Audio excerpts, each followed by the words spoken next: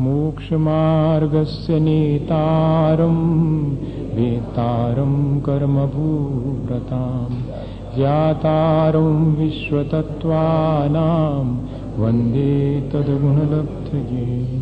भगवान महावीर स्वामी के, आचार्य उमा स्वामी महाराज की, आचार्य गुरुवर विद्यासागर मुनि महाराज की।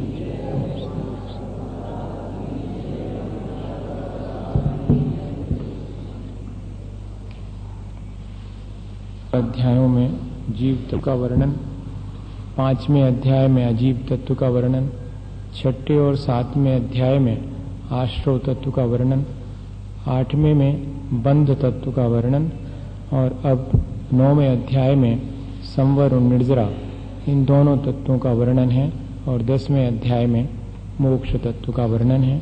आज 9वें अध्याय में अपन देखते हैं कि संवर और निर्जरा का अर्थ क्या है और संवर और निर्जरा कैसे हम प्राप्त करें। 7 तत्वों में जीव तत्व उपादेय है, अजीव तत्व ज्ञेय है, संवर और आश्रव और बंध हेय है, संवर और निर्जरा उपादेय है, मोक्ष भी उपादेय है। इस तरह ये 7 तत्व हैं और संसार में सारभूत यही हैं।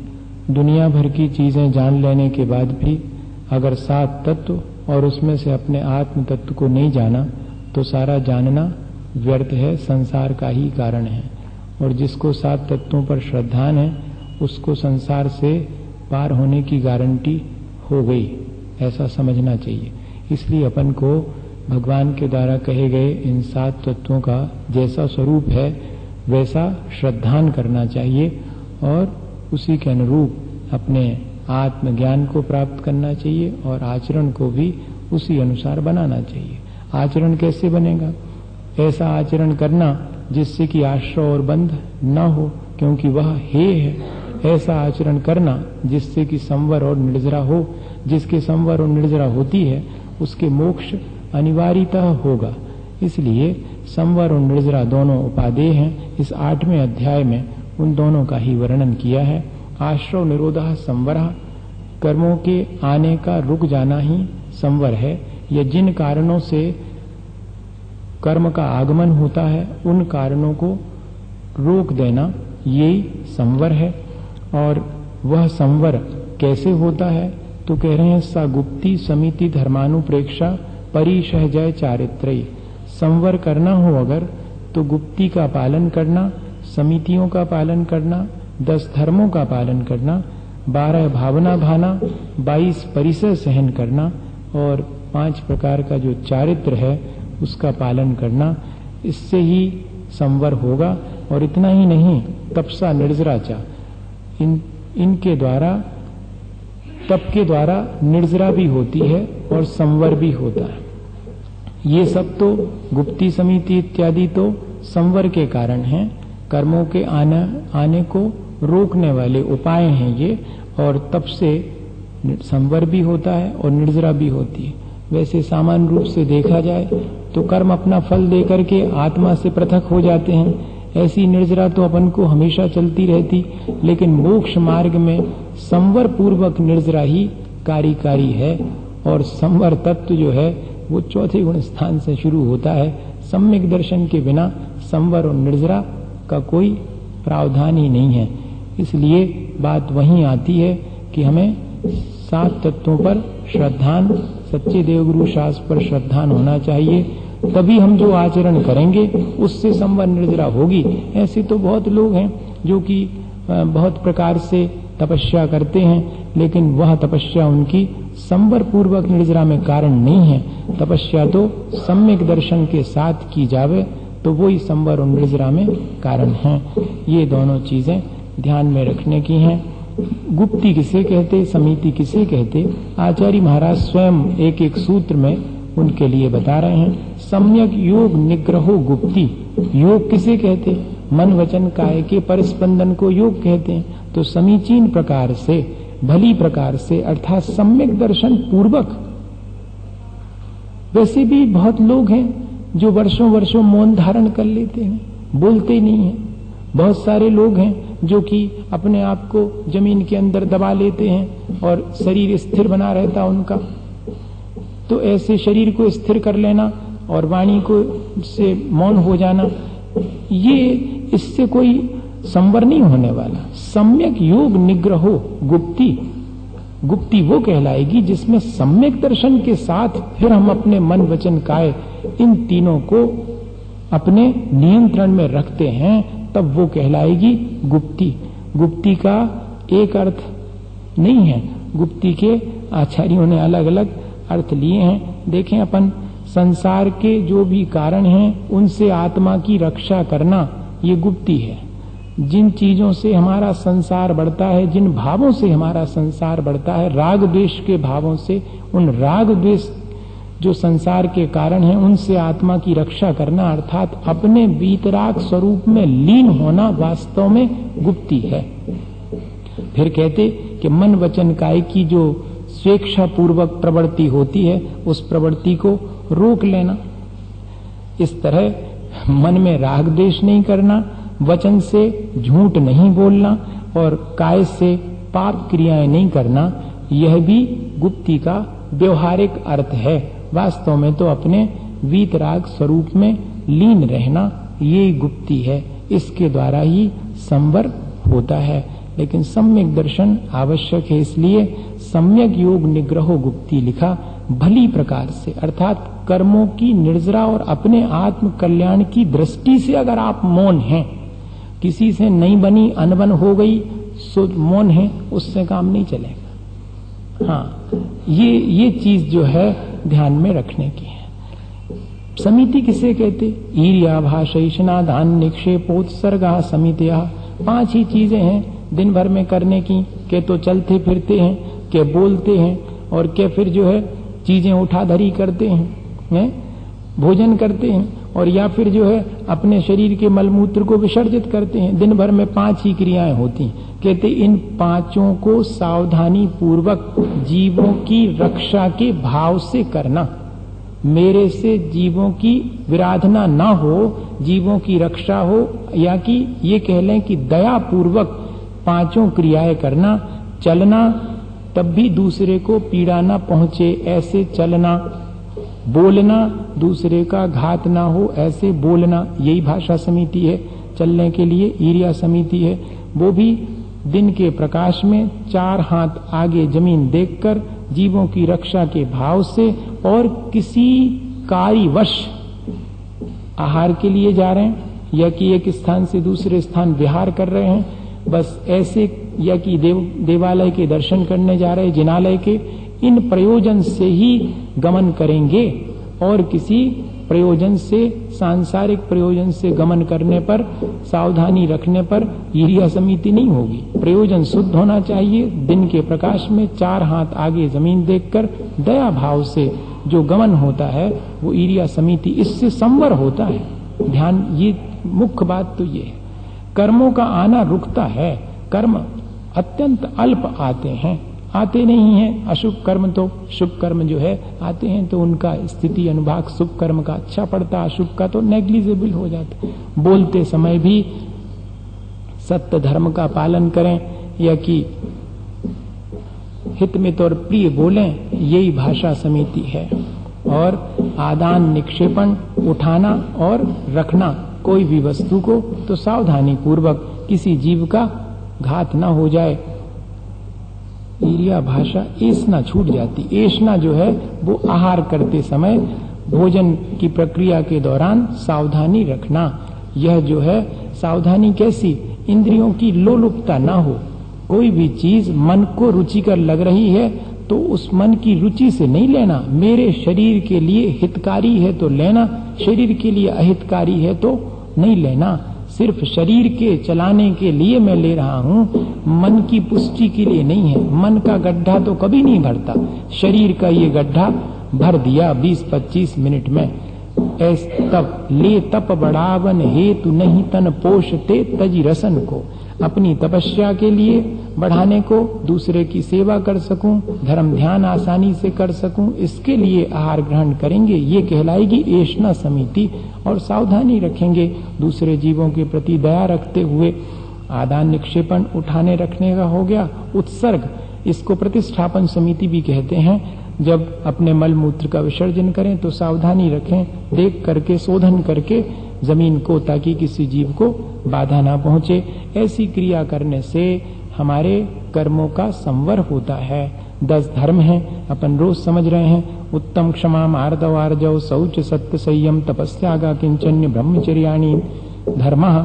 इसमें जो उत्तम विशेषण लगाया है वो समझने का है। वैसे तो बहुत लोग क्षमा भाव धारण करते, कहते उससे क्या होता, सम्यक दर्शन पूर्वक और भावी किसी भी आकांक्षा के बिना और वर्तमान में यश ख्याति की आकांक्षा के बिना जो क्षमा भाव धारण किया जाता है वो उत्तम क्षमा है, वो उत्तम मार्दव है। उत्तम विशेषण सम्यक दर्शन के साथ भावी भोगों की आकांक्षा से रहित होकर वर्तमान में यश ख्याति और पूजा की अपेक्षा न रखते हुए जो क्षमा भाव धारण किया जाता वो उत्तम क्षमा है। जो कोमलता का भाव है वो उत्तम मार्दव है। जो ऋजुता सरलता का भाव है वो उत्तम आर्जव है। और जो निर्लोप प्रवृत्ति है वो उत्तम शौच है। और जो सत्य धर्म का पालन है, सत्य बोलना और सत्य रहना, भीतर से भी, मन में भी सच्चाई रहे और वचन में भी सच्चाई रहे। संयम जो है सब समझते हैं, आत्मनियंत्रण का नाम संयम है। और तप कर्म क्षयार्थम तप्यते तपा, अनशन अवमोदर आदि जो तप हैं वे त्याग, समस्त प्रकार के अंतरंग और बहिरंग परिग्रह का त्याग कर देना तो त्याग धर्म है। आकिंचन, मेरा यहाँ कुछ नहीं है, ऐसे तेरे मेरे के भाव से या मैं और मेरेपन के भाव से मुक्त होने का नाम आकिंचन है। और अपने आत्मा में रमण करना, ब्रह्म का अर्थ आत्मा है, अपने आत्मा में लीन रहना, पांचों इंद्रियों के विषयों में प्रवृत्ति नहीं करना, पांचों इंद्रियों के विषयों की लोलुपता नहीं होना, ये ब्रह्मचर्य है। सामान्य रूप से सबका ध्यान अकेला ब्रह्मचर्य के अर्थ में ऐसे ही जाता कि स्पर्श इंद्री की अपेक्षा से ब्रह्मचर्य, लेकिन पांचों इंद्री, जिस व्यक्ति को रसना इंद्री की लोलुपता है उसका ब्रह्मचर्य नहीं पल सकता, ये ध्यान रखना। पांचों इंद्रियां, जिसको बढ़िया बढ़िया संगीत सुनने की आकांक्षा है, समझना उसका ब्रह्मचर्य नहीं है, इस तरफ ध्यान नहीं जाता। पांचों इंद्रियों के विषयों का पोषण अगर होता है तो वो अब्रह्म है। परिभाषा तो ब्रह्मचर्य की इस तरह की है। ये ब्रह्मचर्य भी एक 10 धर्म में से धर्म है। इस तरह ये 10 धर्म हैं जिससे कि हमारे कर्मों का आगमन रुकता है और साथ में निर्जरा भी होती है। फिर कह रहे हैं 12 भावनाओं का चिंतन करना। 12 भावनाओं का चिंतन अगर कोई मुनि महाराज अपने निर्दोष व्रतों का पालन करके 12 भावनाओं का चिंतन करें तो लोकांतिक देव भी हो सकते हैं, इस वर्तमान समय में भी, पंचम काल में भी, और वहां से आकर एक भाव के बाद वे मोक्ष जा सकते हैं। ये 12 भावनाएं इतनी महत्वपूर्ण हैं। अनित्याशरण संसारैकत्वानित्वा शुच्याश्रव संवर निर्जरालोक बोधि दुर्लभ धर्म स्वाख्या तत्वानुचिंतन मनुप्रेक्षा। संसार की नश्वरता का विचार करना और उसके साथ साथ मेरी आत्मा तो शाश्वत है, ऐसा विचार करना, ये अनित्य अनुप्रेक्षा है। संसार में कोई शरण नहीं है सिवाय धर्म के छोड़ करके, ऐसा निरंतर विचार करना अशरण अनुप्रेक्षा है। संसार तो हमारी अज्ञानता का नाम है। हम अपनी अज्ञानता और मोह की वजह से चारों गतियों में भ्रमण करते रहते। सभी जीव जो है चारों गतियों में भ्रमण करते हुए सुख दुख उठाते हैं। यही संसार के बारे में विचार करना। चारों गतियां दुख देने वाली हैं, ऐसा नहीं समझना चारों गतियों में मेरी अज्ञानता, मेरा मोह मुझे दुख देता है। गतियां का दुख देंगी, सो तो मनुष्य गति में अनंत भगवान भी हैं, उनको कौन सा दुख है? ऐसा विचार करना कि मेरा अज्ञान, मेरा मोह महामद पियो अनादि, मैं अपने अज्ञानता से इन चारों गतियों में, सभी जीव अपनी अज्ञानता से चारों गतियों भ्रमण करते, यही संसार है। और यहाँ पर हम अपने सुख दुख को भोगने के लिए एक अकेले हैं, ऐसा निरंतर चिंतन करना, ये एकत्व भावना है। शरीर मेरे से अलग है, मेरा स्वभाव अलग है, शरीर का अलग है, ऐसा निरंतर विचार बनाए रखना, ये अन्यत्व अनुप्रेक्षा है। शरीर की निस्सारता और साथ में शरीर के अशुचिपने का विचार करना, लेकिन साथ में यह भी विचार करना कि इस शरीर से अगर भोग विलास करेंगे तो ये तो अपवित्र पहले से है, आत्मा और अपवित्र हो जाएगी। इसलिए अच्छा तो ये है कि इससे तपस्या करें जिससे कि मेरी आत्मा निर्मल हो सके।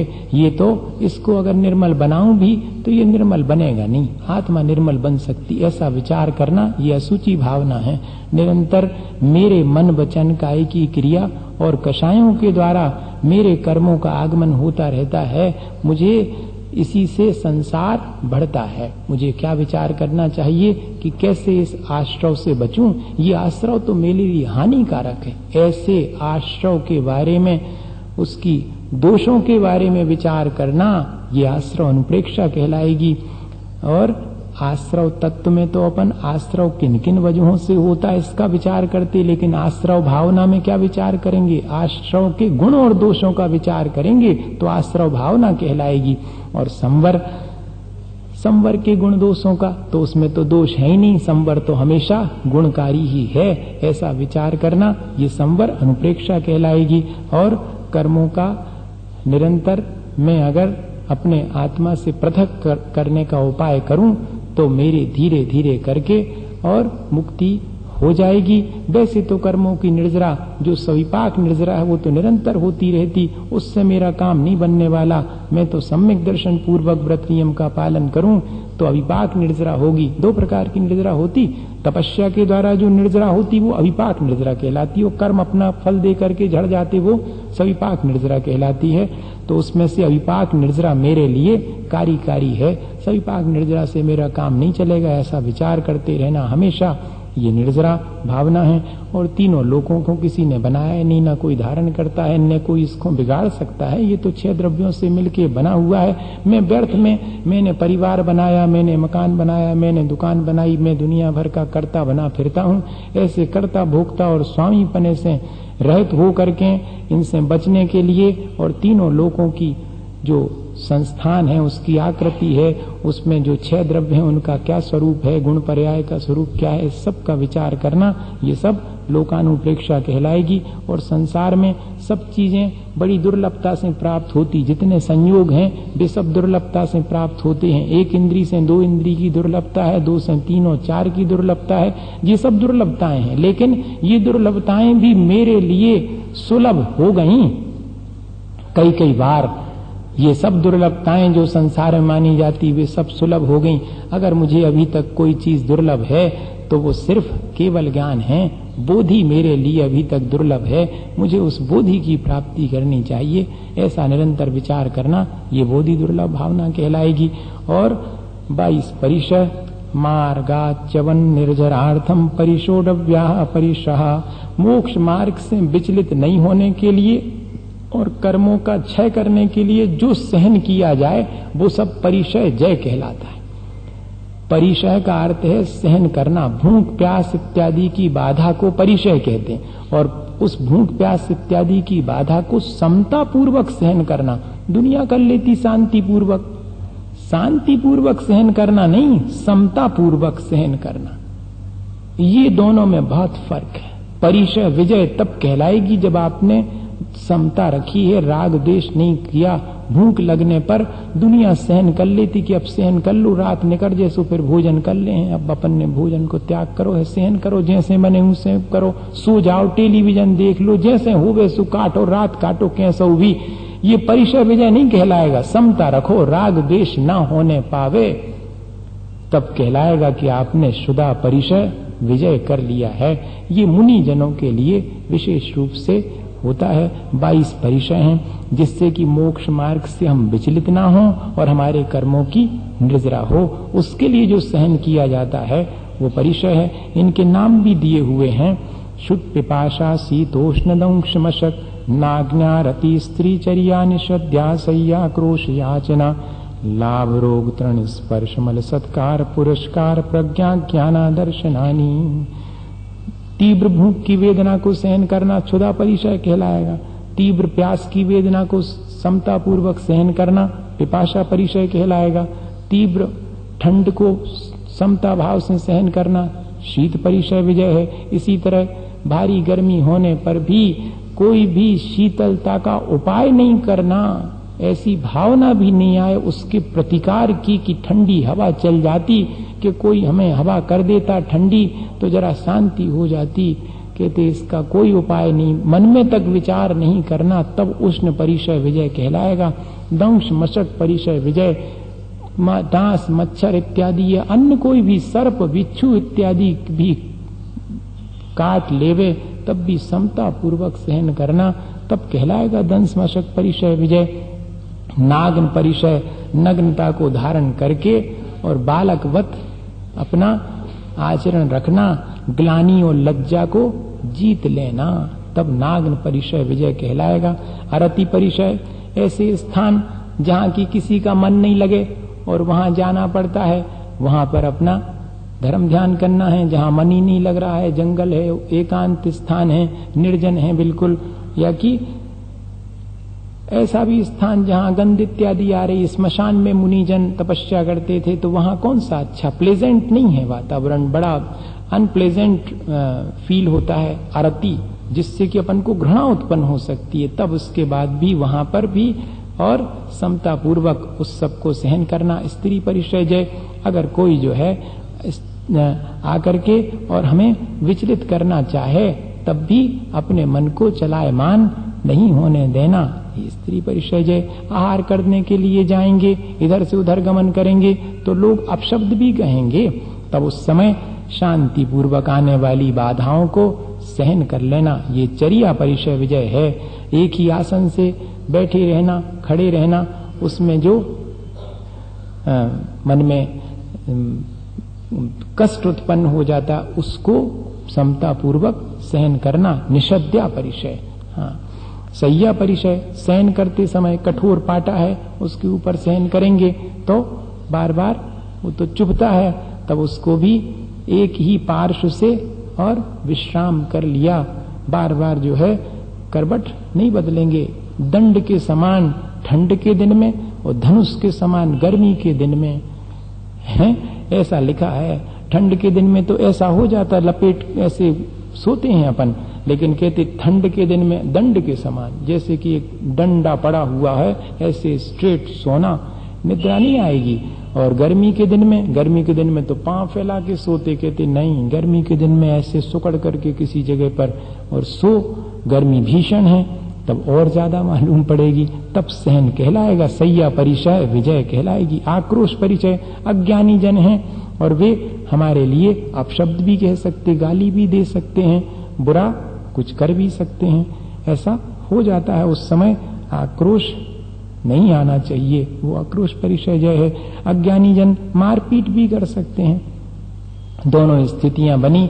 जब कलकत्ता जा रहे थे आचार्य महाराज के साथ में, तो पीछे हम रह जाते थे सुबह सुबह, तो उस समय लोगों ने घेर लिया एक जगह, हम और समता सागर जी थे, तो 50 लोग थे उनने, और बाकी संघ आगे निकल गया। कहने लगे ये आगे तो निकल गए और बाकी तो भीड़ के साथ, ये 2 आ रहे हैं, इनको तो ठीक कर देना चाहिए, ये नग्न क्यों घूमते हैं यहाँ पर। वेस्ट बंगाल में तो सभी लोग इस तरह के, वो समझे कि नक्सलाइट हैं, इस तरह तो उन्होंने आकर के मेरे तरफ से और बहुत जोर से, हम लोग काय उत्सर्ग में पहले ही समझ गए थे कि यहाँ पर विपत्ति सामने आने वाली, काय उत्सर्ग में लीन हो गए। उसने एक तो यहाँ पर जोर से मारा, घूसा, लेकिन अगले में उसको पता नहीं क्या लगा, वो ऐसे चुपचाप खड़ा रहा। फिर तब तक जो है लोग आ गए कि क्या कर रहे हैं आप। फिर उसको तक दुख हुआ, उसने क्षमा मांगी आचार्य श्री के पास आकर के। अगर उस समय अपन समता भाव नहीं रखते और कुछ प्रतिकार करते, उसको जवाब देते, तो उपद्रव ज्यादा होता। ये आक्रोश और बध परिचय दोनों ही जीतना, मार पीट किए जाने पर भी। और याचना परिचय, अशक्त हो जाने पर, अब भिक्षा के लिए नहीं मिल रही है, तब भी शांत भाव रखना। अशक्त हो गए, उठ नहीं पा रहे हैं, भिक्षा के लिए जा नहीं पा रहे, तो कोई याचना नहीं कि हमें ले आओ, हमें ऐसा कर दो, नहीं। अलाप परिचय, भिक्षा के लिए गए और चक्कर लगा करके आ गए। वृत्ति परिसंख्यान लिया था, कठिन नहीं मिला, चुपचाप आकर के बैठ गए। ये अलाप परिचय विजय है। रोग परिचय दीक्षा ली, उसके बाद से निरंतर कोई ना कोई रोग शरीर में बना हुआ है, तो ठीक है, समता पूर्वक सहन करो। यही रोग परिचय विजय। कर्मों का संवर भी और निर्जरा दोनों ही इससे होती हैं। तृण स्पर्श परिचय, रास्ते में चलते समय कांटे, पत्थर, कंकड़ सब चुभेंगे, समता पूर्वक उनके लिए सहन करना तृण परिचय है। शरीर पर स्नान नहीं करने की वजह से और पसीना चिपक जाएगा, उसमें धूल चिपक जाएगी, तो उसको समता पूर्वक सहन करना, ये मल परिचय विजय है। सत्कार पुरस्कार, सत्कार कहलाता है आमंत्रण इत्यादि, और पुरस्कार मतलब अग्रे अग्रे। सत्कार में जैसे कि कोई ने नहीं बुलाया तो कैसा फील होता, अरे हम इतने बड़े, हमें बुलाओ तक नहीं है। या कि बुलाया तो मगर पीछे बुलाया, आगे नहीं किया, अरे हमें आगे क्यों नहीं किया। ऐसा भाव नहीं आना चाहिए। तब सत्कार पुरस्कार नाम का ये परिचय सहन कहलाएगा। समता पूर्वक, कोई ने नहीं बुलाया, कोई ने सम्मान नहीं दिया, कोई ने आगे नहीं किया, कोई बात नहीं है, मुझे तो अपने कर्मों की निर्जरा करनी है। तुम बुलाओ तो और सम्मान दो तो कोई फर्क नहीं है। ऐसा अगर करते हैं तो सत्कार पुरस्कार परिचय विजय है। प्रज्ञा परिचय विजय, बहुत तपस्या करने के बाद भी मुझे अवधि ज्ञान इत्यादि प्राप्त नहीं। प्रज्ञा परिचय, बहुत ज्ञान का अतिशय प्रकट हो जाने पर अहंकार नहीं करना, विनय बने रहना, तब कहलाएगी प्रज्ञा परिचय। ज्ञान को सहन करना आचार्य श्री कहते कि सबसे कठिन है। अज्ञान को सहन करना तो आसान है, ज्ञान हो जावे और अहंकार ने आवे तो बहुत दुर्लभ है। किसी को अवधि ज्ञान, अबे तो कछु ज्ञान नहीं है, जो सब छह उपसम ज्ञान है भैया। अवधि ज्ञान मने पर्या ज्ञान, अवधि ज्ञानी को थोड़ा बहुत हो सकता, मने पर्या ज्ञानी को तो अहंकार होगा नहीं, मने पर्या ज्ञानी की तो अत्यंत विशुद्धि होती है। छह उपसम ज्ञानी को अहंकार होने की संभावना ज्यादा होती है। तो कहती कि भाई ज्ञान बहुत हो जाने पर भी अहंकार नहीं करना, विनय बनी रहना। अज्ञान हो सकता, बहुत तपस्या करने के बाद भी ज्ञान का छह उपसम न होवे तो दुखी नहीं होना कि अरे मैंने तो सोचा था, सुना था कि तपस्या करने से बहुत ज्ञान होता, मेरे तो कुछ भी विशेष ज्ञान ही नहीं हुआ, कैसी तपस्या है ये। ऐसा भाव नहीं लाना, अपने अज्ञान को सहन करना। अदर्शन परिचय, बहुत तप करने पर भी कोई चमत्कार और रिद्धि सिद्धि प्राप्त नहीं होने पर मन ही मन मोक्ष मार्ग के प्रति अवज्ञा का भाव नहीं आना, ये अदर्शन परिचय है। श्रद्धा गड़बड़ानी नहीं चाहिए कि अरे सुनते तो थे कि इसमें तो अच्छी रिद्धि सिद्धि प्राप्त होती हैं, तपस्या में हमने तो बहुत तपस्या करी, कुछ भी नहीं हुआ। देवता लोग कहते कि आते हैं, प्रणाम करते हैं, कुछ भी नहीं दिखता, कोई नहीं आ रहा, देवता आदमी तक तो नहीं आ रहा है, मैं इतनी तपस्या करता हूं, अब ले यही एक तकलीफ। कहते ये अदर्शन परिचय विजय है। शांति पूर्वक उसको समता पूर्वक सहन करना। शुद्ध पिपाश ये होगी। सूक्ष्म सांप्राय शतमस्त वीतराग योग चतुर्दश। सूक्ष्म सांप्राय किसे कहते? 10वें गुण स्थान में अकेला लोभ रह जाता, सूक्ष्म लोभ, बाकी कषाय सब या तो उपशम हो जाता या कि क्षय हो जाता। अकेला 10वें गुण स्थान में सूक्ष्म लोभ बचता है। संप्राय के मायने है कषाय। अब वो कषाय सूक्ष्म रूप से बची है लोभ के रूप में, इसलिए उस गुण स्थान को कहते सूक्ष्म सांप्राय। और वीतराग छदमस्त, वीतराग छदमस्त जो है वो कहलाएगा 12वां गुण स्थान है। इन दोनों स्थितियों में हमने सही बोला कि नहीं भैया? ठीक बोला, दोनों ही ठीक है। 14 परिचय होते हैं इन गुण स्थानों में। मोहनी का उदय नहीं रहता, इसलिए जो है मोहनी के निमित्त से होने वाले 8 परिचय संभव नहीं है। कौन कौन से होंगे तो लिखे हैं इसमें कि क्षुधा, पिपाशा, शीत, उष्ण, दंश, मशक, चर्या, सैया, बध, अलाप, रोग, तृण, स्पर्श, मल, प्रज्ञा और अज्ञान। ये 14 परिचय होंगे, बाकी नहीं होंगे 8 परिचय।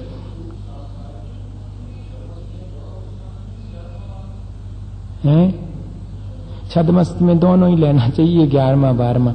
उपशांत कषाय और क्षीण कषाय, वही मैं कह रहा था कि मैंने 12वां तो बोल दिया, गलत तो नहीं है, 11वां भी रहेगा। वीतराग छदमस्त, उपशांत कषाय वीतराग छदमस्त और क्षीण कषाय वीतराग छदमस्त, ये दोनों 11वें 12वें गुण स्थान के नाम हैं।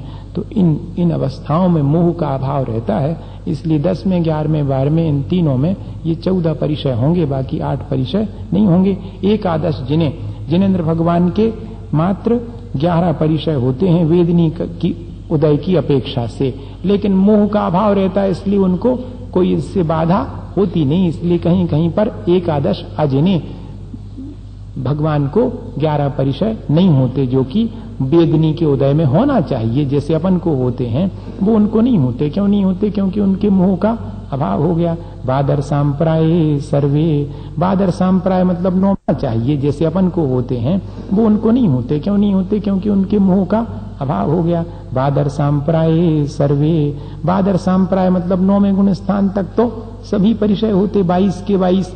ज्ञानावरणी प्रज्ञा ज्ञाने, ज्ञानावरण के सद्भाव में प्रज्ञा परिचय भी होता और अज्ञान परिषद। ज्ञान का अच्छा से उपशम हो जाए तो प्रज्ञा अच्छी हो गई, उसको सहन करना पड़ेगा, और ज्ञान का उपशमने हो गए और अज्ञान है तो उसको सहन करना। ये दोनों ज्ञानावरण से रिलेटेड हैं। और दर्शन मोहांतरायो रदर्शना लाभो, दर्शन मोहनी और अंतराय के सद्भाव में क्रम से अदर्शन परिचय और अलाप परिचय। अंतराय का उदय है इसलिए अलाप हुआ, और दर्शन मोहनी का उदय आ जावे तो सच्चे मोक्ष मार्ग पर चलते हुए उसके प्रति अश्रद्धान आ जाता कि देखो हम इतना सब कुछ करते फिर भी हमारा कुछ भी नहीं होता हमारा। तो ऐसा भाव नहीं आना, आ जाता है अगर तो दर्शन मोहनी आ जाएगी। उससे संबंधित हैं ये दोनों परिचय। चारित्र मोहे न अज्ञारति स्त्री निषद्याक्रोश याचना सत्कार पुरस्कारा। चारित्र मोहनी के सद्भाव में नग्नता, अरति, स्त्री, निषद्या, आक्रोश, याचना और सत्कार पुरस्कार ये परिचय होते हैं। ये सब कषाय के वशभूत होकर के ये चीजें होती हैं, इसलिए सब चारित्र मोहनी के कोटे में डाल दी। वेदनी ये शेषा, बाकी जो परिचय बचे वे सब वेदनी कर्म के सद्भाव में होते हैं। एकादयो भाज्या युगपद एकस्मिन् एकोनविंशते, एक साथ एक जीव खो अगर होवें तो एक से लेकर के 19 परिचय एक साथ हो सकते हैं। 3 क्यों कम हो गए? देखो जब चलेंगे तो बैठेंगे और सोएंगे नहीं, तो 2 कम हो गए। अब ठंड और गर्मी है तो 2 में से एक ही रहे एक बार में, तो कितने कम हो गए? 3 कम हो गए। कितने रह गए? 19 रह गए। तो 19 एक साथ 19 परिचय हो सकते हैं, हों तो, और नहीं तो 1 2 4 भी हो सकते हैं। 22 पूरे के पूरे नहीं होंगे, 19 तक अधिकतम हो सकते हैं। सामायिक क्षेदोपस्थापना परिहार विशुद्धि सूक्ष्म सांप्राय यथाख्यात्मिति चारित्रम। अब आखिरी जो है सूत्र का चारित्र परिचय जय हो गया, फिर चारित्र और रह गया। तो कहते चारित्र 5 प्रकार का है। सामायिक चारित्र, आत्मा में हमेशा लीनता रहना, आत्मलीनता का नाम ही सामायिक चारित्र है, या कि समता संहारे, हमेशा समता भाव रखना 24 घंटे, ये कहलाएगा सामायिक चारित्र। आत्मा में लीन रहना, और अगर आत्मा से लीनता नहीं हो पावे बाहर आओ तो बाहर भी समता भाव रखना, तो 24 घंटे सामायिक चारित्र। ये 6, 7, 8 और 9वें गुण स्थान तक सामायिक चारित्र चलता है। और छेदोपस्थापना, अगर अपने आत्मा में लीन नहीं रह पाए और निर्विकल्प समाधि से बाहर आ गए, विकल्प हो गया, तो विकल्प होने से थोड़े बहुत दोष लगेंगे, और पुनः उन दोषों का प्रायश्चित इत्यादि करके फिर से निर्विकल्प अवस्था में पहुंच गए। ये कहलाता छेदोपस्थापना, छेदे सती उपस्थापना, अर्थात कोई दोष लग जाने पर पुनः उन दोषों से निवृत्त होकर अपने आत्मा में लीन हो जाना, जो चारित्र है वो छेदोपस्थापना चारित्र कहलाता है। परिहार विशुद्धि चारित्र तो बड़ा विशिष्ट है। 30 साल तक अपने घर में सुखपूर्वक रहे, और फिर बाद में जो है दीक्षा ली, फिर तीर्थंकर के पाद मूल में प्रत्याख्यान नाम का जो पूर्व है उसका अध्ययन करते हैं, तब जाकर के वर्ष पृथक 3 वर्ष से 9 वर्ष के बीच की अवधि में उनके लिए मुनि महाराज को परिहार विशुद्धि नाम का चारित्र उत्पन्न होता है। इस चारित्र की विशेषता यह है कि उनके द्वारा फिर जीवन भर किसी जीव का घात नहीं होता। वे चलें फिरें, आए जाएं, सांस लेवें, हाथ हिलावें, कोई जीव का घात उनसे नहीं होगा। ऐसा उनका निर्मल शरीर और आत्मा की स्थिति हो जाती है।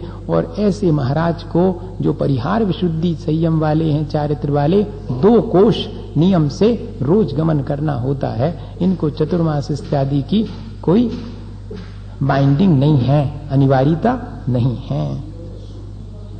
हाँ, जीवन में सुखपूर्व अच्छी गृहस्थी का आनंद लेते हुए 30 साल तक समस्त प्रकार के वैभव और सब चीजों से युक्त होकर के सुखपूर्वक। 4 अंगुल अधर परिहार विशुद्धि में 4 अंगुल अधर का तो नहीं है, लेकिन उनके द्वारा अब किसी जीव का घात नहीं होगा। परिहार विशुद्धि नहीं, हिंसा नहीं होगी उनके द्वारा। सूक्ष्म सांप्राय, जिसमें कि क्रोध आदि अन्न कषाय का तो उदय नहीं है, मात्र अकेला सूक्ष्म लोभ रह गया है, ऐसी कषाय जिस गुण स्थान में रहती, जिस वो सूक्ष्म सांप्राय चारित्र कहलाता है।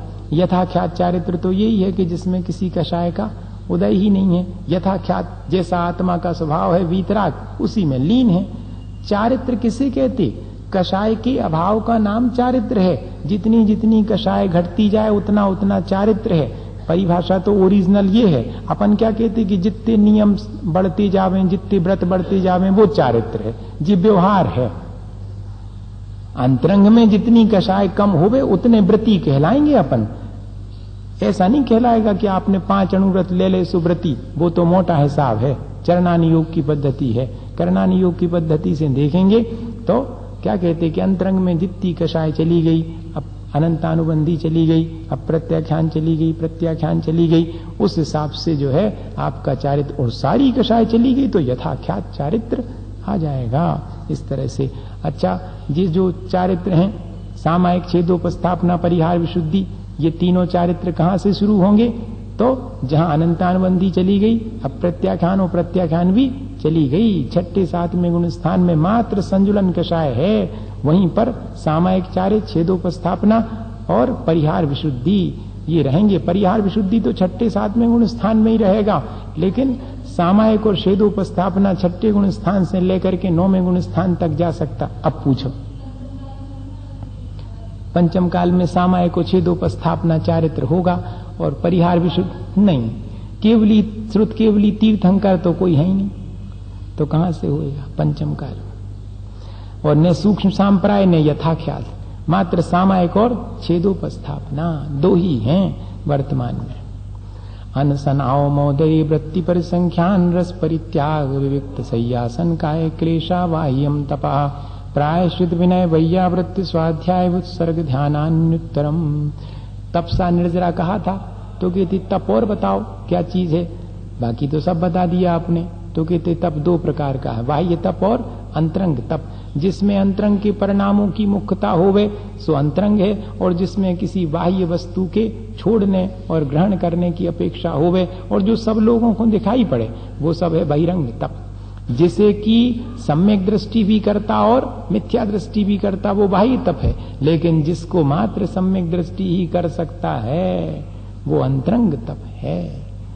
हाँ, बाह्यम तपः परम दुश्चरमाश्चरंस्त माध्यात्मिकस् तपसा परिव्रंगनार्थम। हे भगवान, आपने अपने अंतरंग तप को बढ़ाने के लिए बाह्य तप किए थे।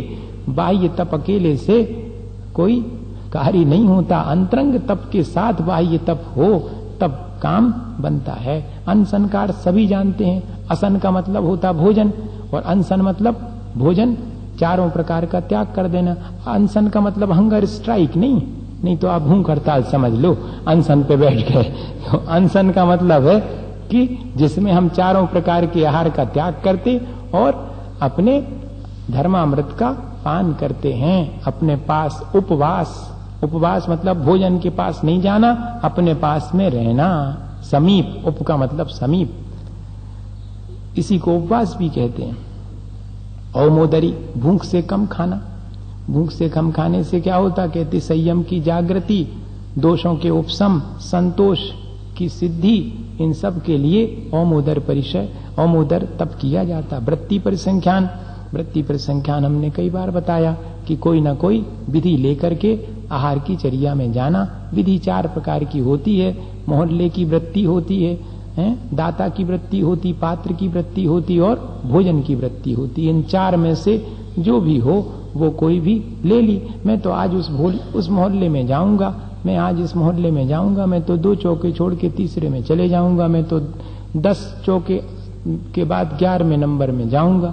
ऐसी वृत्ति ले ली, ये मोहल्ले की वृत्ति कहलाएगी, मोटा हिसाब है। इसी में ये भी सोच लिया कि एक कलश होगा कि एक नरियल होगा कि 2 कलश होंगे, 4 नरियल होंगे, जो भी करना हो, ये सब मोहल्ले की वृत्ति है। कितने दाता होंगे, 5 लोग खड़े होंगे कि 10 खड़े होंगे, चाहे जितने खड़े होंगे, दाता का परिसंख्यान कर लिया। और फिर पात्र का कौन से बर्तन में लेंगे, चांदी के में लेंगे कि सोने के में लेंगे, ताकि मिले नहीं। मुख्य उद्देश्य क्या है कि मिले नहीं, ऐसा उद्देश्य है। तो इसलिए ये पात्र की वृत्ति, पात्र का मतलब यहां पर बर्तन ले लेना। हाँ, और फिर भोजन की वृत्ति, चाहे जहां चले जाएंगे, का 1 कलश का 2 कलश के 5 आदमी के 10 आदमी के फलाना, चाहे जहां चले जाएंगे 5 ही चीजें लेनी है, सुबह ले लेंगे, बात खत्म हो गई। तो भोजन की वृत्ति कर ली अगर, तो फिर बाकी वृत्ति की आवश्यकता नहीं होती है। 4 वृत्तियों में से कोई भी वृत्ति की जाती, सबसे श्रेष्ठ भोजन की वृत्ति, कि कहीं भी चले जाएं, चाहे गरीब के यहाँ चाहे अमीर के यहाँ पर दाल लेनी है और रोटी लेनी है, अगर ऐसा सोच लिया, हो गया, ठीक है, खत्म। 2 ही चीजें लेनी, तीसरी लेनी नहीं, खत्म हो गया काम। ये भोजन की वृत्ति है, ये वृत्ति परिसंख्यान है, बाह्य तप है। विविक्त सय्यासन, एकांत स्थान में और ध्यान इत्यादि करना, शयन करना, तो इससे भी कर्मों की निर्जरा होती है। काय क्लेश, धूप में, वर्षा में, शीत में, बहुत प्रकार के शरीर पर आने वाले कष्टों को झेलना, ये कहलाएगा काय क्लेश। काय क्लेश का मतलब ये नहीं समझना कि शरीर को कष्ट में डालना, नहीं, शरीर पे आने वाले कष्टों को समता भाव से सहन करना, कष्ट सहिष्णु बन जाना, ये काय क्लेश कहलाएगा। अपनी तरफ से जो है विभिन्न प्रकार से शरीर को मजबूत बनाएंगे कि ये करके देखेंगे, ऐसे 1 घंटे खड़े होकर के देखेंगे, 1 घंटे जो है बैठ करके देखेंगे, एक ही आसन से हिलेंगे नहीं, जिससे कि शरीर की क्षमता बढ़े और मालूम पड़ जाए कि हम कष्ट सहन कर सकते कि नहीं। ये काय क्लेश तब कहलाएगा। कर्मों की निर्जरा के लिए है, अपने शरीर को सतावे खिलाने नहीं है ये चीजें सब। भूखे रह रहे सो कछु दूसरे को ने तकलीफ पहुंचाने ने, अपने आप को तकलीफ पहुंचाने के लिए उपास नहीं है। उपास तो अपने कर्मों की निर्जरा के लिए है, ने ख्याति पूजा लाभ के लिए है कि हम उपास करेंगे तो हमारा नाम लिखो जो है, फिर होते महाराज के सानिध्य में हमें अच्छी इनाम मिले, बड़ी वाहवाही होगी, इसके लिए नहीं। कर्मों की निर्जरा के लिए करना भैया। वाहवाही लूटने के लिए तो दुनिया करती है, उससे कर्मों की निर्जरा का कोई संबंध नहीं। इसलिए ये सब तप भी कर्मों की निर्जरा में बाह्य तप होने के कारण के बावजूद भी कार्यकारी हैं। प्रायश्चित तो अपने दोष का शोधन करने की जो प्रक्रिया है उसे प्रायश्चित कहते हैं। पूज्य पुरुषों के प्रति आदर भाव रखना अंतरंग से, हाँ, दर्शन ज्ञान चारित्र तप और तपस्वी जनों की हमेशा मन में विनय रखना, प्रत्यक्ष में भी और परोक्ष में भी ये विनय नाम का तप है। वैयावृत्ति, जो पूज्य पुरुष है उनकी यथायोग सेवा का भाव रखना, वो वैयावृत्ति कहलाएगी। आलस छोड़ करके निरंतर ज्ञान के अभ्यास में लगे रहना, ये स्वाध्याय कहलाएगा। चिंतन मनन सब स्वाध्याय में आएगा। वाचना प्रचनानुप्रेक्षा आगे जाके कहेंगे, खुद ही इनके भेद प्रभेद बताएंगे। विसर्ग, शरीर के प्रति मैं और मेरेपन का त्याग कर देना, ये विसर्ग। शरीर से ममत्व हटा लेना, ये विसर्ग। और आत्मा में लीन हो जाना, समता भाव रखना, ये ध्यान कहलाता है। इन सब के भेद बताएंगे। 9 14 पंचद्वी भेदा यथा क्रमम प्राग ध्यानात्, ध्यान से पहले पहले इनके भेद गिना रहे हैं। प्रायश्चित के तो 9 हैं, विनय के 4 भेद हैं, फिर वैयाव्रत के 10 हैं, स्वाध्याय के 5 हैं और विसर्ग के 2 भेद हैं। इस तरह इनके भेद। अब नाम बताओ जितने हैं तो कहते आलोचन प्रतिक्रमण तदुभय विवेक विसर्ग तपस्छेद परिहारोपस्थापना। आलोचना करना, गुरु के सामने जाकर बालकवत सरल होकर के अपने दोषों का निवेदन करना, ये आलोचना कहलाती। अपन लोग दूसरे की निंदा करते हैं, इसमें क्या करना है? अपने दोषों की निंदा करना, कन्फेशन कह देना कि मेरे से ऐसा हो गया, ये आलोचना कहलाती। प्रतिक्रमण, किए गए अपराध के प्रति ये मेरा दोष समाप्त हो, मिथ्या हो, ऐसा निवेदन करना और फिर अपने आप में उनका निराकरण कर लेना। तो दोषों के निराकरण का नाम प्रतिक्रमण कहलाता। और जब हम आलोचना पूर्वक प्रतिक्रमण करेंगे तो वो तदुभय, दोनों का मिक्स, आलोचना भी और प्रतिक्रमण, तो ये तदुभय कहलाएगा। विवेक करना, जिस अन्न से, जिस उपकरण से, जिस भी माध्यम से अपने अशुभ परिणाम हो गए हैं उन चीजों को कुछ समय के लिए छोड़ देना, ताकि मेरे अशुभ परिणामों से मैं बच चाहूं। द्रव्य, क्षेत्र, काल और भाव, सभी इन चारों को, उस द्रव्य को छोड़ देना जिससे अशुभ भाव हो रहा है, उस क्षेत्र को छोड़ देना, उस काल को छोड़ देना और उन भावों को भी त्याग कर देना, ये सब विवेक नाम का प्रायश्चित है। ऐसा दिया जाता है कि देखो तुम्हारी लोलुपता इस चीज में ज्यादा है, तुम जा छोड़ दो, यही प्रायश्चित है तुम्हारा, है? तुमने भूल से ये चीज ग्रहण कर ली, चलो अब एक दिन के लिए और वो चीज छोड़ो, क्योंकि तुम्हारा उसके प्रति राग भाव जागृत हो गया, तो उसी चीज को फिर छोड़ो, ये विवेक हो गया। विसर्ग, ध्यान एक निश्चित समय के लिए काय उत्सर्ग इत्यादि दे देते हैं कि इतने काय उत्सर्ग करो उस जगह स्थान पर जाकर के, यही तप है कर्मों की निर्जरा के लिए। तो ये कौन सा कहलाएगा? प्रायश्चित तप। प्रायश्चित के रूप में काय उत्सर्ग भी दे सकते हैं और 12 प्रकार के तप भी दे सकते हैं प्रायश्चित के रूप में, कि आज उपवास करना, ऊनोदर कर लेना, इस तरह से। तो ये तप भी उसी के अंतर्गत आ गए, प्रायश्चित के अंतर्गत। और छेद, दोष का परिहार करने के लिए कुछ समय के लिए दीक्षा का छेद कर देते हैं। हाँ, कोई अहंकारी होवे, दीक्षा का छेद जो है वो अच्छे सहनन वाले को, जो कि सहन कर सके, उसी को किया जाता है, दिया जाता है। ये सब प्रायश्चित जो है आचार्य भगवान जानते कि कौन को कौन सा दिया जावे। ऐसा ना हो कि प्रायश्चित लेकर के और संक्लेश हो जावे, सुकर्म और बन जाएंगे। प्रायश्चित संक्लेश के लिए नहीं है, प्रायश्चित तो मन की शुद्धि के लिए है। छेद प्रायश्चित दे दिया जाता कि अहंकार कम होवे। कल तक जिनसे नमोस्तु करवाते थे और अपने को बड़ा मानते थे, अब तुम्हारी दीक्षा कम कर दी, वे तुमसे पहले आहार को उठेंगे, तुम बाद में उठना, सहन करना। ये प्रायश्चित हो गया छेद नाम का। दीक्षा घटा दी तो जो पुराने नए लोग थे वे सीनियर हो गए, आप जूनियर हो गए। इस तरह से जो है छेद नाम का परिहार, अपने संग से दूसरे संग में भेज दिया कि जाओ इतने 1 साल के लिए उस संग में रहना, उन्हीं आचार्य की आज्ञा में रहना, उन्हीं से प्रायश्चित इत्यादि लेना, इस तरह से। तब ये परिहार नाम का उपस्थापना। बड़े दोष हो जावे तो पूरी दीक्षा समाप्त करके नए सिरे से फिर दीक्षा देना, ये उपस्थापना, ये छेद, परिहार और उपस्थापना, ये तीनों प्रायश्चित अब जो है आचार्य महाराज कहते कि ये अब सहन करने योग नहीं रहे, इसलिए इनको क्वचित कदाचित कोई को देवें तो देवें, अन्यथा ये नहीं दिए जाते। ये वज्र वृषभ नाराज सहनन वाले ही इस प्रायश्चित को कर पाते हैं, नहीं तो बहुत संक्लेश होता है। ज्ञान दर्शन चारित्रोपचाराः, विनय जो है ज्ञान की विनय करना है और दर्शन की विनय करना, आदर भाव रखना, उनके सामने आने पर विनय पूर्वक खड़े हो जाना, उनको स्थान देना, आसन करना, नमस्कार करना, ये सब उपचार विनय कहलाएगी। ये विनय भी तप है, कर्मों की निर्जरा इससे भी होती है, लेकिन अंतरंग में परिणाम अच्छे होना चाहिए, नहीं तो फिर वो बटरिंग कहलाने लगती। क्या बहुत फर्क है। विनय का मतलब चापलूसी नहीं, विनय का मतलब तो अंतरंग में उनके गुणों के प्रति अनुराग है, उनके गुणों के प्रति हमारे मन में श्रद्धा है। आचार्य उपाध्याय तपस्वी सैक्ष ग्लान गण कुल संग साधु मनोज्ञानाम।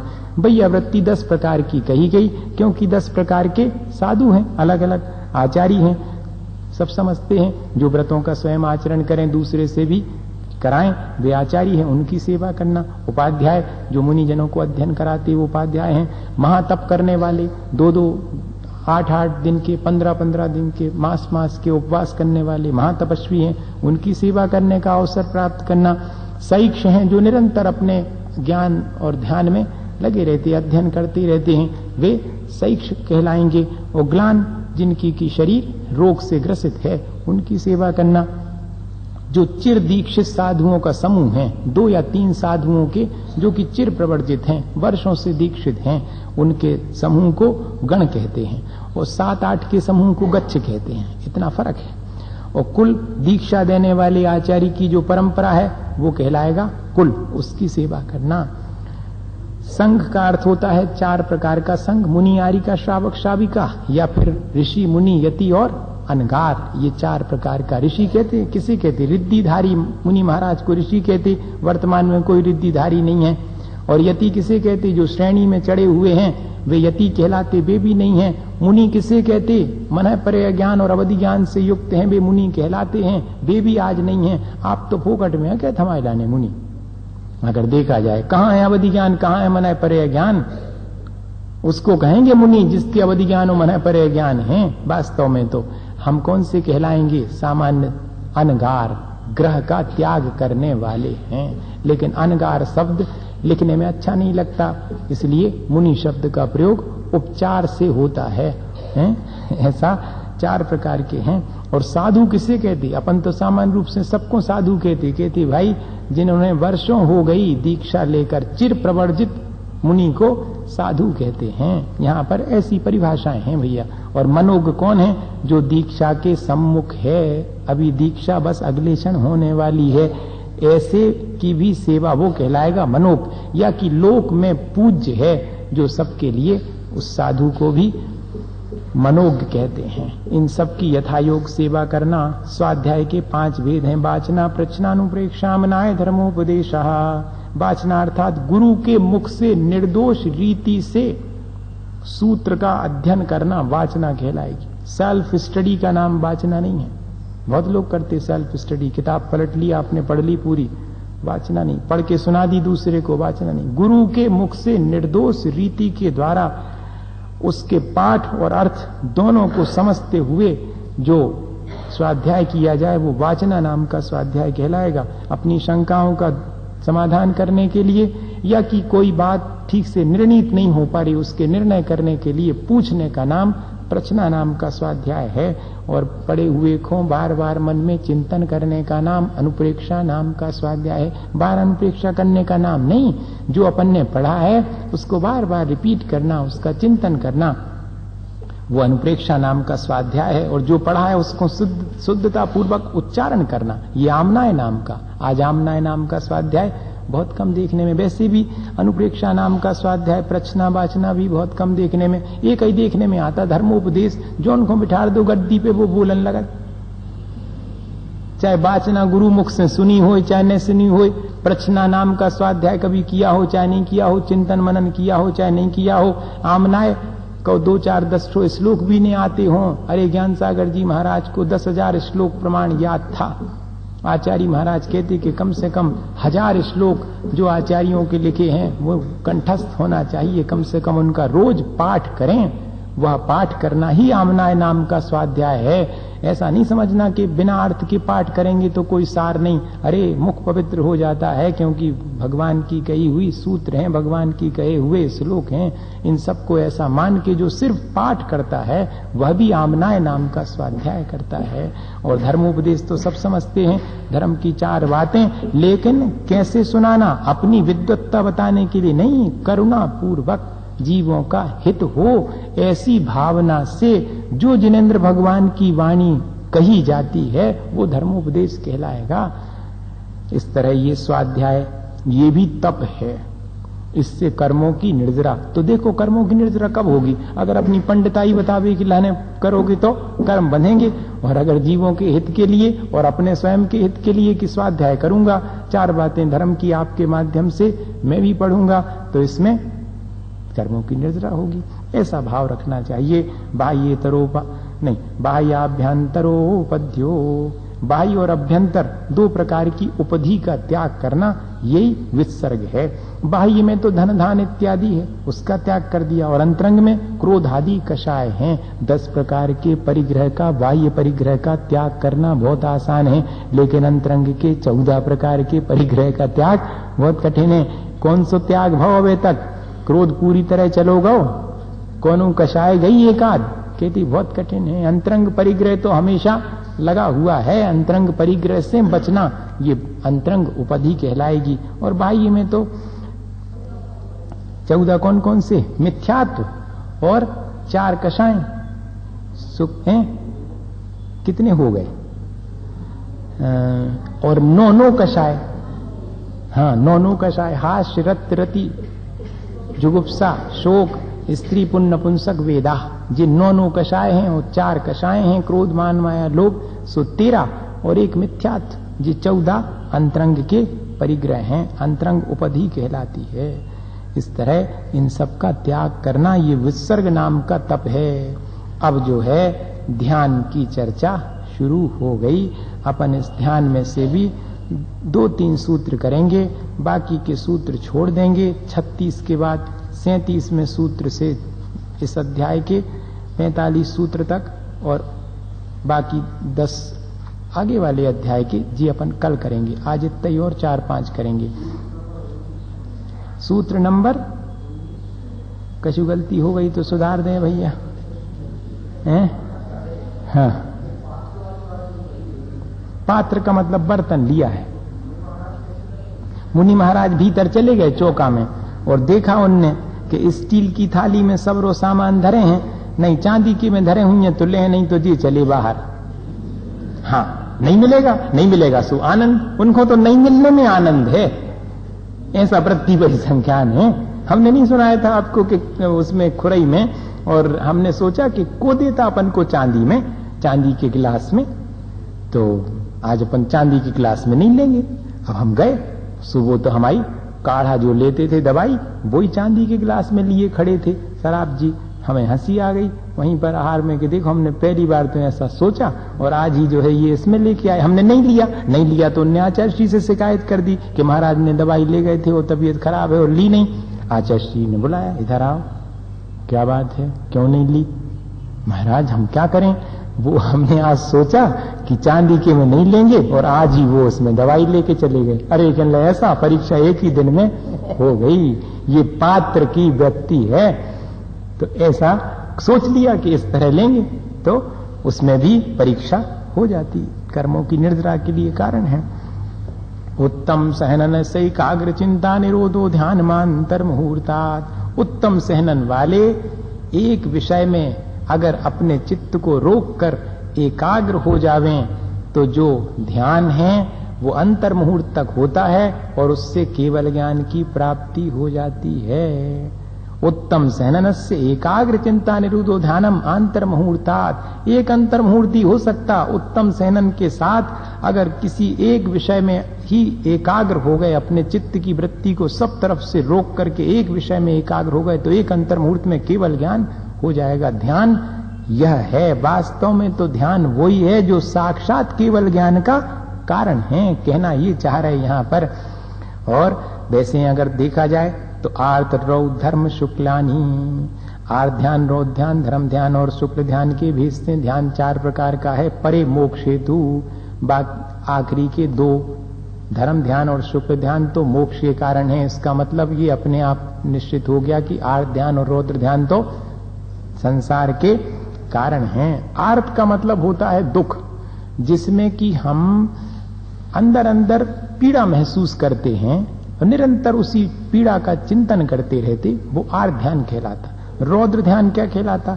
जो क्रूर भाव है, रुद्र अर्थात क्रूर, जो अपने भीतर दूसरे को तकलीफ पहुंचा करके सुख होता है, वो बड़ा क्रूर भाव है। झूठ बोल करके जो हर्ष और आनंद अपने भीतर हो अगर, तो वो अपना भाव क्रूर है, वो रौद्र ध्यान है। इस तरह ये रौद्र ध्यान है। अच्छे भाव है, सदाचार का पालन है तो धर्म ध्यान है, और अत्यंत निर्मल परिणाम हो, एकाग्रता हो, वो शुक्ल ध्यान है। मोटी परिभाषा है, जिसमें स्वयं को की पीड़ा का विचार है वो आर्त ध्यान, जिसमें दूसरे को पीड़ा देने का विचार है वो रौद्र ध्यान, और जिसमें अपने आत्मा के कल्याण का के लिए एकाग्रता है वो धर्म ध्यान, जिसमें अपने आत्मा के साथ साथ प्राणी मात्र के कल्याण का विचार है वो शुक्ल ध्यान। देखो, ऐसी परिभाषा बनाना हो तो सरल परिभाषा ये है, आर्द्म मनोज्ञस्य संप्रयोगे तद्विप्रयोगाय स्मृति समन्वाहारा। आर्त ध्यान कैसे होता? कोई वस्तु अपने को अमनोज्ञ अर्थात अप्रिय है और उस वस्तु का संयोग हो गया। अब अनिष्टकारी अप्रिय वस्तु अपन को मिल गई तो अब निरंतर क्या विचार चलता? कब इसका वियोग होवे, कब इसका वियोग होवे, इसी का चिंतन चलता रहता है। ये कहलाएगा अनिष्ट संयोग नाम का आर्त ध्यान। विपरीतम मनोज्ञस, अब कोई प्रिय वस्तु है और उसका वियोग हो गया तो कब उसका संयोग हो, कब उसका संयोग हो, इस तरह निरंतर जो विचार चलता रहता है वो कहलाएगा इष्ट संयोगज, इष्ट वियोगज नाम का आर्त ध्यान। और वेदनायाश्च, शरीर में कोई व्याधि हो गई, अब हमारी खोकाय हो गई और जिंदगी निकल गई, अब ये कब ठीक होगी, होगी कि नहीं होगी, इसी गुड़ा भाग में लगे हुए। तो ये कहलाएगा पीड़ा चिंतन नाम का आर्त ध्यान। ये अपन करते रहते हैं, इष्ट का वियोग होने पर, अनिष्ट का संयोग होने पर, पीड़ा होने पर, इन्हीं में अपना मन लगा रहता है घंटों। तो ये सब आर्त ध्यान है। और निदानम चा, अबे तो सब ठीक चल रहा हो, कल का पता का हुई है, कल की चिंता है, संजा की चिंता है, और ये जीवन की नहीं तो अगले जीवन की चिंता है कि पता नहीं क्या होगा। अरे पताखों का करने पता, अबे उपद्रव कर हो तो आगे बिगड़ने हैं, और अबे अच्छा करोगे तो आगे अच्छा होगा। अब इसमें चिंता करने की क्या बात नहीं। सो चिंता भी कर रहे और उपद्रव भी करते जा रहे, अपने हाथ से अपना हित भी करते जाओ और कहो कि हम तो आगे के लिए चिंतित हैं बहुत। कहती नहीं, ऐसी चिंता व्यर्थ है, अच्छा करेंगे तो अच्छा होगा, चिंतित होने की बात ही नहीं। निदानम, भावी भोगों की आकांक्षा नहीं करना ये। और अगर भावी भोगों की आकांक्षा है तो वो निदान कहलाएगा। दो प्रकार का होता, लेकिन एक प्रशस्त होता और एक अप्रशस्त होता है। आगे हमें अच्छा शरीर मिले जिससे तपस्या करें तो जी प्रशस्त है। आगे हमें सच्चे देवगुरु शास्त्र का सानिध्य मिले, हमें सम्यक दर्शन की प्राप्ति के लिए कारण मिले, इन सब का अगर हम विचार रखते हैं तो प्रशस्त वो भला है। लेकिन अपने 5 इंद्रिय के भोगों का अगर आगे संयोग होवे, ऐसी चिंता हमेशा करती रहती तो वो अप्रशस्त निदान कहलाएगा। तद विरत देश विरत प्रमत्त संयता नाम। ये जो है किस किस के लिए होता आर्त ध्यान? अविरति को तो होता ही है, देश व्रति को भी होता है, और प्रमत्त संयत के भी आर्त ध्यान होता है। लेकिन निदान नाम का आर्त ध्यान मुनि जनों के नहीं होता है। कभी कभी और कदाचित इष्ट के वियोग, अनिष्ट के संयोग और पीड़ा के चिंतन से आर्त ध्यान